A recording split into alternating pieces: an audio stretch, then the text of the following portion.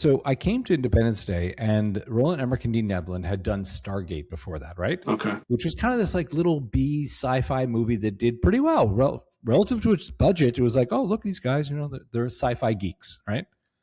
And so Fox had bought their next movie where they had pitched, hey, it's been a while since someone's made a good disaster film, like the old, Towering Inferno and, that sort of War of the Worlds. And why don't we reinvent that genre, right? So they wrote Independence Day, which has a good heart, as a message of like, oh, we look past all our differences here as humans if there's a greater threat that unites us, right? Which I think is a very important, especially in this day and age, what's happening in the world, right?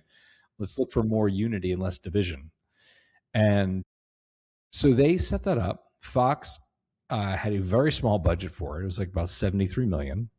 Oh, wow. And they were like, you guys are, low budget sci-fi geeks, good luck with this. And so when I met them, it was still this small, say scrappy. Scrappy is a good word.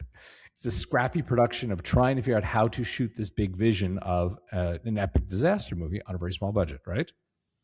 So I'll tell you a funny thing that happened is as we were working on it, we had a joke that you could request from Fox, like, hey man, we ran out of pencils. Could you send over a box of pencils, right? And they would make you fill out a form in triplicate. And you would call a week later and they'd lost it. And they'd resubmit it. You call a week later and they were like, it's come. And you're just like, oh my God, I'll just go out and buy the pencils. It's fine, right? And then if you remember this, there was a teaser trailer where the White House blows up at the end. Yeah.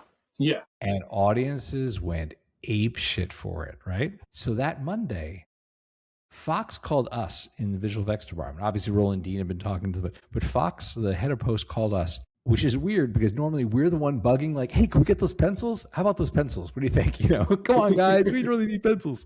And Fox called us and said, hey, do you need anything to make sure you finish on time? Like the movie's dated Independence Day. It's got to come out, for Independence Day weekend, right? Yeah. So how are you guys looking to finish on time? Do you need anything else? And we, of course, being like the ugly stepchildren, were like, Daddy, can we have those pencils? And they were like, no, we were thinking more like, do you need any flames or infernos? And they're naming like $1 million pieces of equipment.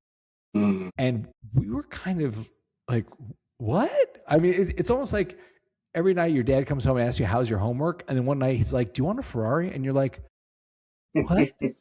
What? And we realized, oh man, this is how the studio works, is that trailer tested so well when it went out. Mm-hmm. Suddenly like the attention of the studio just like swings around. It goes, whatever you need to be a hit. What do you need? Just make the date. Do you need money? Do you need more people? Do you like, because the thing you can't get more time. So we want to know.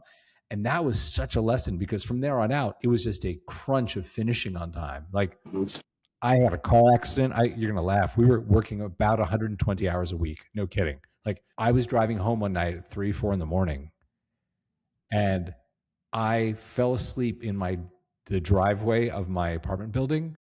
My car just ran into the side of the building. Like I was sitting there waiting for the gate to open and I was so tired I fell asleep and the car just rolled forward. And we got an RV to drive us around. It was like, this is dangerous. Like Steven's helping produce, visual effects for the movie. And you guys are driving sleep deprived home. So we got an RV that drove us around the rest of the movie. It was pretty intense, but we finished on time.